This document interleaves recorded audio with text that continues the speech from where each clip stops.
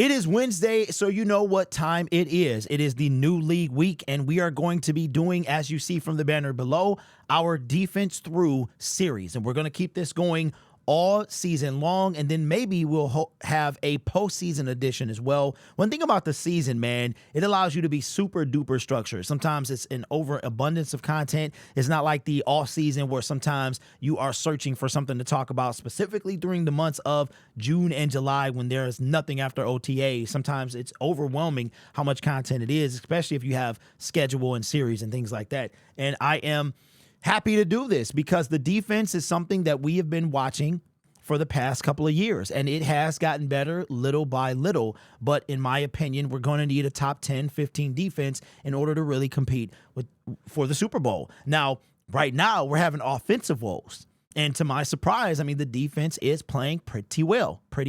2 games by holding teams to 20 points. So the Lions through 2 games are allowing 20 points a game.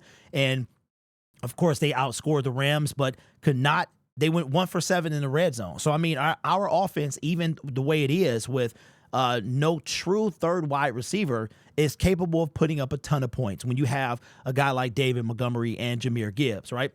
Okay, so here we go. This is the Detroit Lions defense through week 2. I will bring a graphic on the screen, and I'll probably be showing that graphic. I just have not had time to design it. I've got some ideas. Probably will do like an up and down arrow based off, like rank last week or position last week, up, things like that. Okay, so, and this is all defense. This is on the defensive side of the ball. Last week, the Detroit Lions were 25th in total yards. This week, they are 14th. They are up 11 spots in total yards allowed. So that's fantastic. That is the top half of the league. In passing, they jumped up 10 spots from 31 to 21, okay?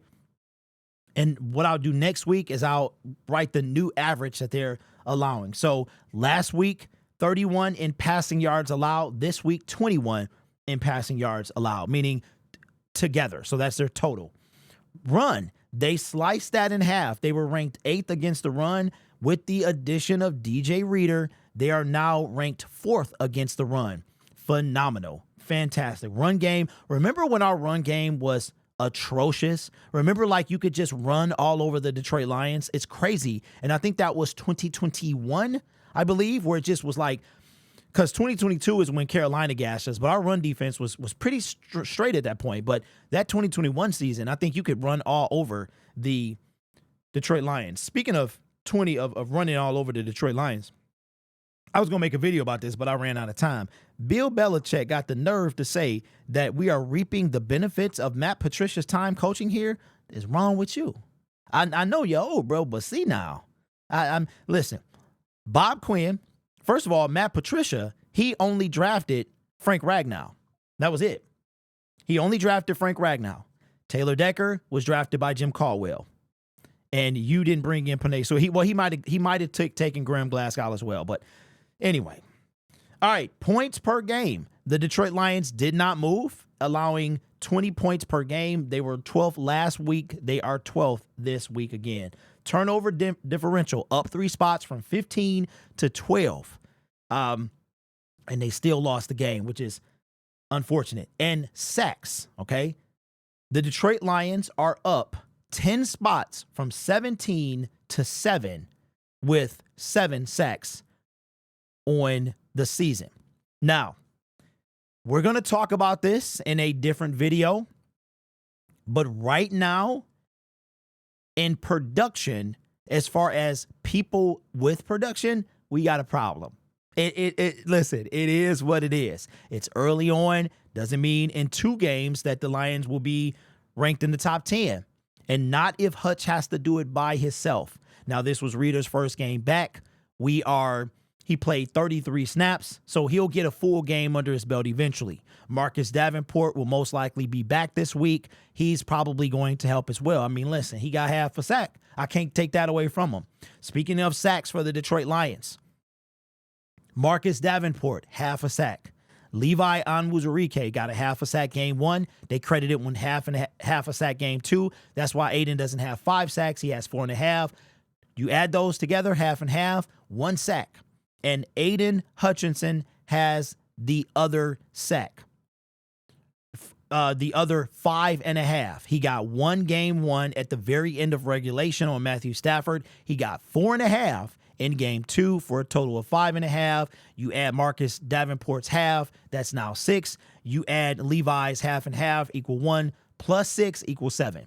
So, but all that is said and done, we rank 7th in sacks. Believe it or not, the Minnesota Vikings are number 1 with 11. So early in the season, and really through the season, a lot of these numbers are super tight. It could be 1 sack, could be the difference between being ranked, 4th and 11th. It depends on the other factors as well. So again, total yards, 25 to 14, up 11 spots. Passing, 31 to 21, up 10 spots. Run game, up 4 spots with 8 to 4.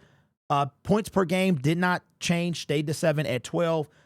Turnover differential up 3 spots from 15 to 12. And sacks from 17 to 7, up 10 spots. Put them in the top half of the league in every category but passing yards allowed, which was our weakest point in 2023. So I'm not pulling the fire alarm. I think that Terrion Arnold, Rakestraw, those guys are going to be solid. Carlton Davis, they're going to be solid. I do believe if you can get to the quarterback, actually get to him, you can help them out. Now, I'm going to listen. I've always said during the offseason that in my honest opinion, a stronger pass rush can help a weaker secondary. Okay, look at the Philadelphia Eagles, perfect example. I've always said Darius Slay is just an average cornerback, and he's also getting older now, so it's showing. But I think a team like the Philadelphia Eagles, their pass rush can help a less than stellar secondary.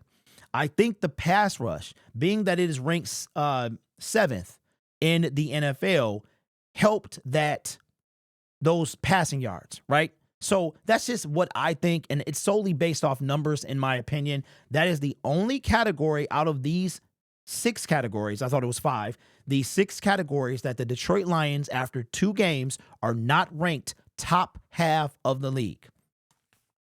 I'm just saying, Matthew Stafford put up a ton of yards, Baker, not so much. And as the season progresses, Terrion is kind of coming into his own. A lot of bogus, to me, some bogus stuff. And you got to remember, there's an adjustment period with these players coming out of college. It is a different game. It's faster. Some of the rules are different. Some of the things they let you get away with in college, you cannot do in the NFL. And of course, the talent is different. Everybody you're going up against is NFL talent, right? NFL caliber talent. So Terrion will be fine. I truly believe that. And our secondary, in my opinion, is improved. Carlton Davis, you can see the difference. Cam, a lot of you guys said Cam Sutton started strong. I didn't see that, but of course I would have to go look at the numbers and see what they say. But I think overall we are in a better place through 2 weeks. And it's something that I like, that I'm seeing. I don't know what the numbers are. It's just off from the eyeball test, so I have to go and see what the numbers actually are. But you guys can maybe help it in the comment section below. It seems like the Detroit Lions are not bringing the linebackers like they used to do on the blitz, and they're definitely not rushing the secondary like they used to. I did see a play. I hope it was that game. It could have been one of the night games, but you start watching so much football, it gets confusing. But I think they brought Amik Robertson on a blitz, and Baker was able to exploit it. But we saw a lot of that last year. We saw a lot of the linebacker blitzes, and Fatu Melifan was just boom, boom, boom, coming up with 3 sacks. So I think that the defense overall is better. I truly, truly believe that. Of course, it's early. We have time to, for things to go left or right. But I think overall it's and if we can get that guy, I think the middle is going to be straight. I think our run defense is going to be straight. Aleem McNeil, Levi, Josh Pascal when he's in, DJ Reader, those guys. I mean, maybe even Broderick Martin when he comes back, right? But I think overall that the defensive line in that middle has improved. It's really that other side. And you know what I want? I want in the next 2 games, either this game or Seattle, I want Davenport to have himself a game. I want him to get 3-4 sacks. I would not mind a 2 or 3 sack game from Davenport. I mean, I take one at this point, but I would love for him and Hutch I would love for him one game to outshine Hutch. Seriously. Because if he does that, then I think we win. I think we win. So we shall see. But let me know what you think in the comments below. Again, overall, the defense has improved. It has improved over week 1. The sample size is still very small. We have the quarter point, the midway point, and things like that. So a lot of time, but overall, and just think about this, 2 seasons ago right now, the Detroit Lions were giving up a record amount of points. They were on pace to give up the most points in the history of the National Football League through 2 games. So there's no doubt that the team has gotten better. Let me know what you think in the comments below when it comes to the Detroit Lions defense. And remember that my phone is getting in the way of my... How did that happen? My phone is getting in the way of my videos. But remember that you could be anywhere else on YouTube, but you choose to rock with me. You guys are awesome. Take care of yourself and each other. This channel is brought to you by viewers, subscribers, and members just like you. And as always, go Lions.